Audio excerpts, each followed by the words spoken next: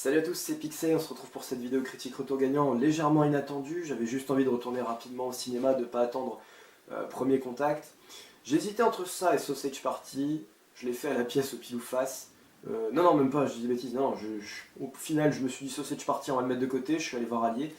Un film de Robert Zemeckis, on y retrouve Brad Pitt et Marion Cotillard, et j'ai trouvé que le film était suffisamment intéressant.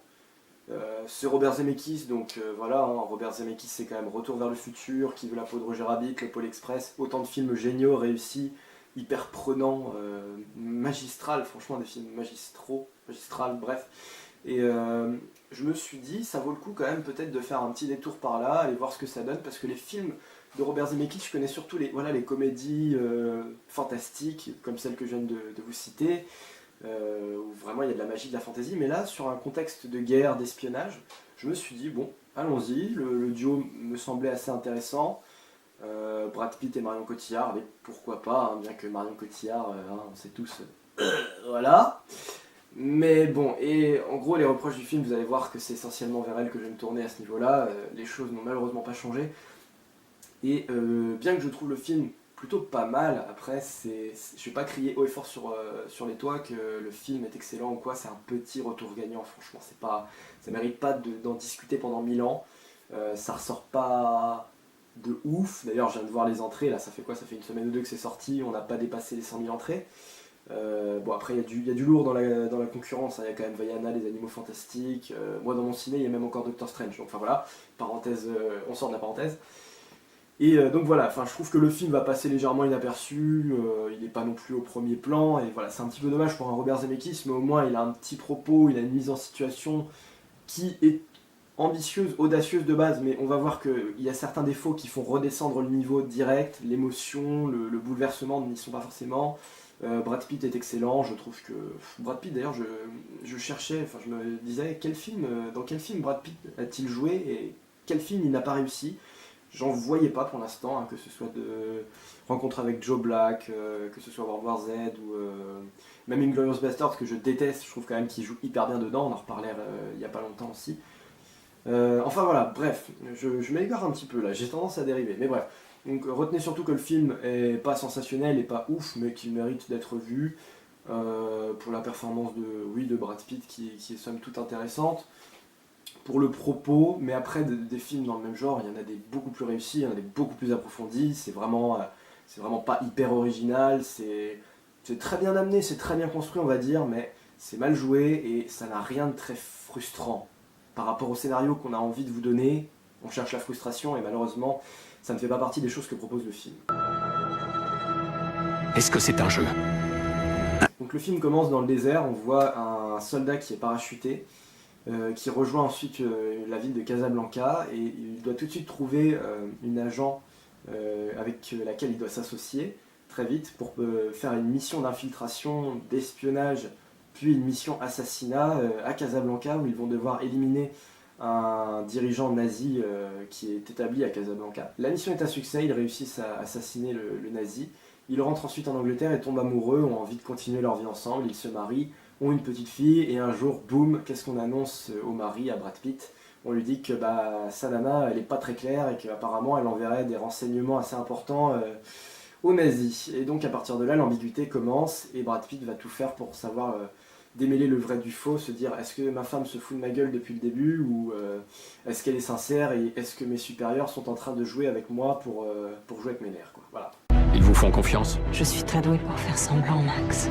Et Brad Pitt joue un Québécois dans le film, ce qui fait que pendant le premier quart d'heure, il a encore un peu l'accent québécois quand il parle. Et le gars s'est super bien mis dans son rôle d'espion, son rôle d'infiltré. De toute façon, c'est un excellent acteur, comme je l'ai dit. Mais alors lui, dès la première seconde, on le voit, mais il n'y a même pas eu besoin d'un moment de compréhension ou quoi.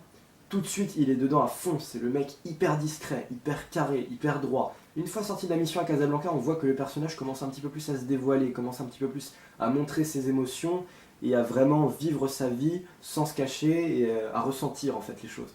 Mais en tant qu'espion, il est parfait et justement après, les émotions qu'il transmet à l'écran sont encore plus belles, sont encore plus réussies, encore plus surprenantes de sa part, puisqu'on a affaire au début du film à un personnage très fermé, très droit, très froid.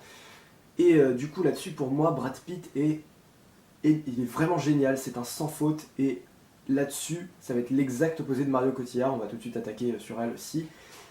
Lui c'est vraiment pile ou face, hein. C'est le côté hyper sérieux, hyper cool, hyper génial de Brad Pitt, et l'émotion qui redescend d'un coup sur Marion Cotillard qui ne joue pas bien, qui ne joue pas spontané. Bon, les passons sur elle tout de suite, hein, voilà. Donc Marion Cotillard, c'est l'exact inverse. C'est-à-dire que les scènes à Casablanca, elle joue les infiltrés, mais... non, on a envie de lui dire, putain, mais... non, là, il y a quelque chose qui passe pas, il n'y a pas la spontanéité. Elle essaie de faire l'espionne, tiens, attention, on nous regarde, alors colle-toi contre moi, viens, on rigole, et tout, machin, puis... ah, oui, c'est drôle, et tout, pour passer inaperçu. Ouais, d'accord, ok, mais... c'est tellement pas spontané, elle est tout le temps souriante, elle est tout le temps, ah oui, à glousser ou quoi, que tu te dis, putain, mais en fait, si c'était une espionne, mais elle serait tellement pas crédible. Elle serait tellement pas discrète comparée à lui.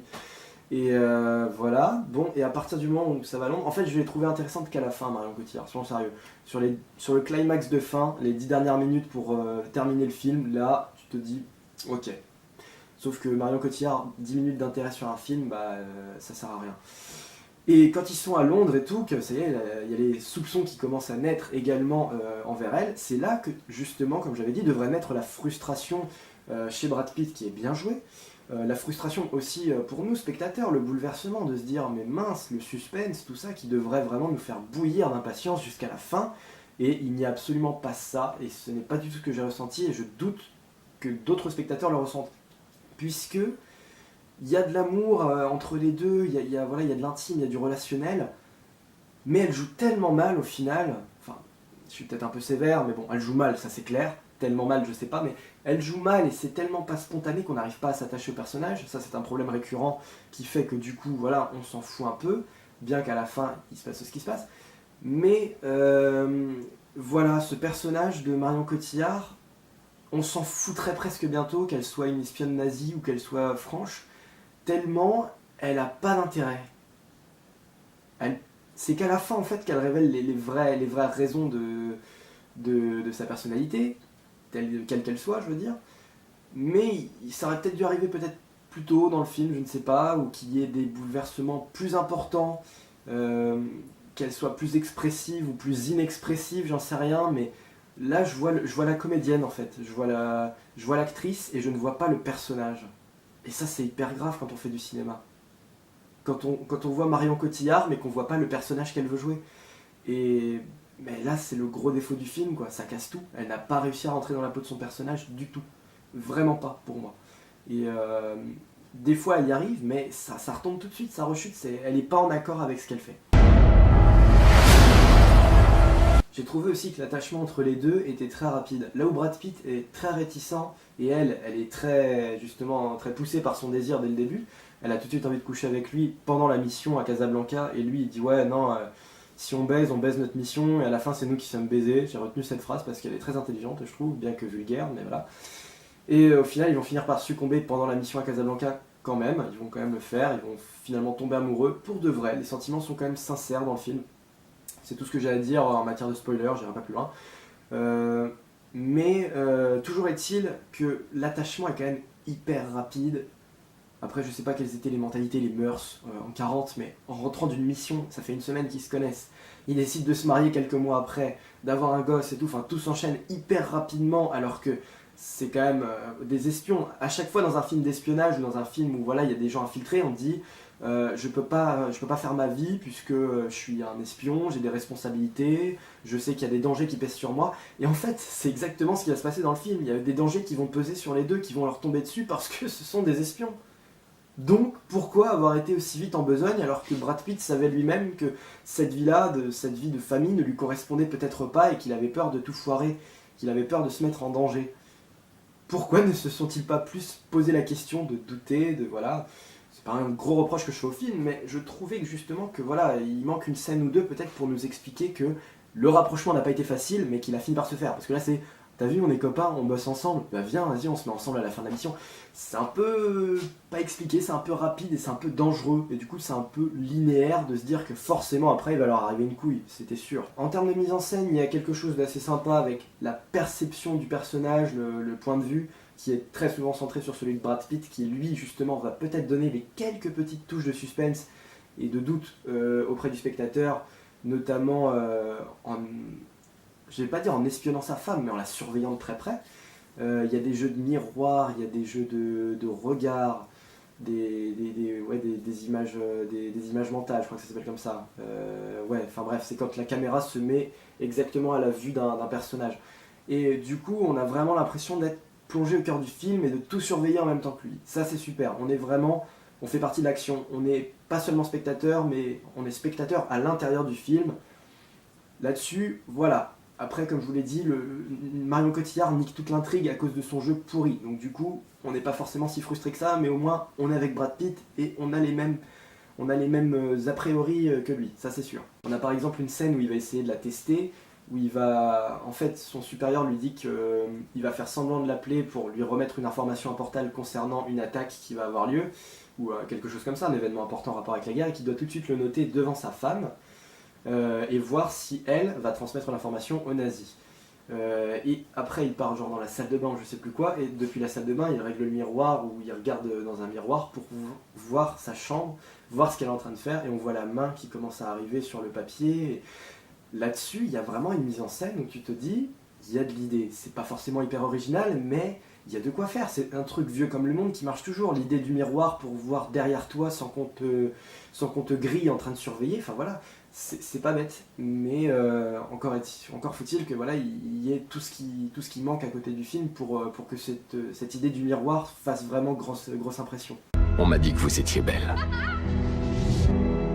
J'ai trouvé que le décor de Casablanca était plutôt bien, c'est très sympa. Après, il y a un côté très hollywoodien dans la musique aussi, on va y arriver, parce qu'à Casablanca, on est souvent dans des endroits très chics, très beaux, des palaces, des grands salons de musique.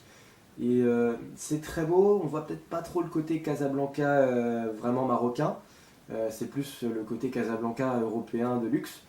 Mais c'était tout autant intéressant aussi de voir ça, de voir justement comment les personnages sont amenés à se rencontrer au début, dans quel genre de décor, dans quel genre d'endroit, ils sont amenés, enfin, qu'est-ce qu'ils sont amenés à y faire, tout ça. C'était plutôt pas mal, en fait c'est plutôt beau, mais faut pas s'attendre à du grand Casablanca, à la Indiana Jones par exemple, quand ils vont en Égypte, là ils vont dans les souks ou quoi, ou dans des décors très populaires, dans des endroits très ruraux, je dirais.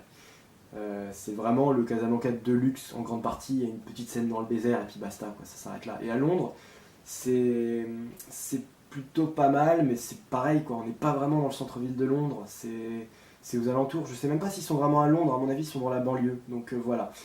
Au final c'est un décor qui fait pas grosse impression, qui est là pour le film en particulier, quoi. Bien qu'après, niveau effets spéciaux aussi, on a quand même des super bonnes scènes avec des bombardements, des trucs comme ça. La guerre est vraiment à l'arrière-plan du film, mais on ne cesse jamais de rappeler qu'elle est là et qu'elle peut surgir à n'importe quel moment et quelles conséquences elle peut avoir. Et puis on va terminer avec la musique de Alan Silvestri, qui est le compositeur aussi fétiche de Robert Zemeckis, qui est parfois bien discrète. Parfois ça concerne seulement un instrument, et très souvent on a du silence qui colle très très bien avec les films d'espionnage, parce qu'on est vraiment dans le suspense, parfois même un petit peu aussi dans le jumpscare ou dans le film d'horreur. J'ai eu un jumpscare dans le film d'ailleurs, maintenant que je le dis je m'en rappelle. C'est surtout au début, il va y avoir un assassinat dans une cabine téléphonique, où ouais, pour le coup, mais là encore c'est du grand génie, parce que c'est Brad Pitt, allez je spoil, c'est Brad Pitt qui le fait, et Brad Pitt joue son atout majeur, espion, infiltré, et il tue un mec, mais tu le vois même pas venir, tu dis hop comme ça et bim, voilà c'est fini. Marion Cotillard ne va jamais jouer son atout pendant le film, je peux pas parler de la fin sans spoiler, mais à la fin il y a une conclusion qui est un peu plus émouvante mais qui est assez banale, et tu continues de douter d'elle même après un certain moment, mais ça s'arrête là, alors que Brad Pitt ne cesse de me surprendre dans le film, et ça c'est toujours le ressentiment que j'ai quand je vois Brad Pitt dans un film, et ça c'est une bonne nouvelle. Et ouais, là du coup, dans les musiques, pour revenir à ça, c'est plutôt intéressant, c'est souvent posé, il n'y a rien de brutal, il n'y a rien de magistral, il n'y a rien d'épique dans le thème, c'est plutôt calme, et tout est dans le suspense. Et parfois même le silence est une musique à part entière, puisqu'on remarque vraiment qu'on n'entend rien d'autre, et les paroles, tout ce qui se dégage ensuite du film dans ces moments-là est encore plus intéressant, et du coup l'absence de musique est totalement justifiée, et rend service au film, vraiment.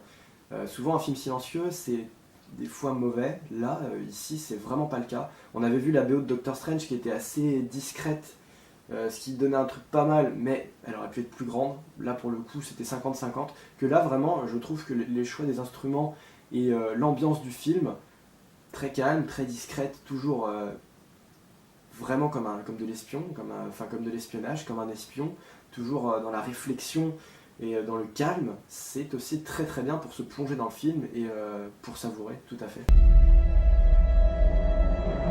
Donc le film est assez bon, je dirais il m'a plu, après ça reste pas une révélation, c'est pas le grand film waouh de 2016. Brad Pitt, par contre, il est excellent, comme je l'ai dit, c'est vraiment c'est le pilier du film, il est au cœur du film, ça fait tellement de bien de voir que ce mec, pour le coup, comme je vous l'ai dit, je voyais Marion Cotillard, par contre Brad Pitt, je voyais plus Brad Pitt, je voyais un personnage à part entière qui commence à avoir tellement de... Moi je trouve que c'est même crescendo, il a de plus en plus de talent personnellement, mais voilà. Rien que pour ça, le film vaut quand même un détour de le voir peut-être une fois, peut-être pas 3 ou 4 ou 5 ou 10, mais pourquoi pas une fois. On a une façon d'aborder l'espionnage aussi qui a des conséquences sur ces personnages. Elles sont un peu tardives, ça met un peu de temps à se mettre en place, mais ça ne rend la conclusion qu'un petit peu plus impressionnante, donc tant mieux dans un sens. Marion Cotillard paye encore les frais de son jeu assez piètre, assez mauvais, qu'elle n'a pas su mettre en place. Je crois que les Américains l'aiment bien, mais nous les Français, non, ça passera jamais, hein. Ça passera pas. Hein. À voir ce qu'elle va donner dans Assassin's Creed, si je vais le voir, mais ça faut que je vous en parle aussi. Enfin voilà, Marion Cotillard non. Le pire c'est que je trouve qu'elle a pas ce défaut dans les films français, elle s'en sort plutôt bien. Dans Un long dimanche de fiançailles et dans Les petits mouchoirs, je n'ai aucun reproche à lui faire. Dans les films américains, je sais pas ce qui t'arrive, mais tu te sens plus pissé et tu fais n'importe quoi. Enfin voilà. Et puis après, les musiques d'Alan Silvestri sont plutôt intéressantes. C'est surtout le silence qu'il a voulu marquer qu'on retiendra, ce qui est assez osé et ce qui fait aussi un certain charme dans le film. Et voilà, quelques scènes assez intéressantes, quelques scènes vraiment marquantes. Le film est plutôt cool. Allez, disons qu'il est plutôt cool. Mais c'est pas le genre de film qu'on revoit en boucle, donc voilà. Je suis quand même content d'avoir essayé. C'était vraiment le petit film de transition pour voir ensuite quel film sera le prochain. Donc voilà, sur cette bonne parole, je ne le crierai pas haut et fort, je ne vais pas vous le recommander avec beaucoup d'intérêt, mais je vous conseille d'aller voir le film Allié. Salut à tous!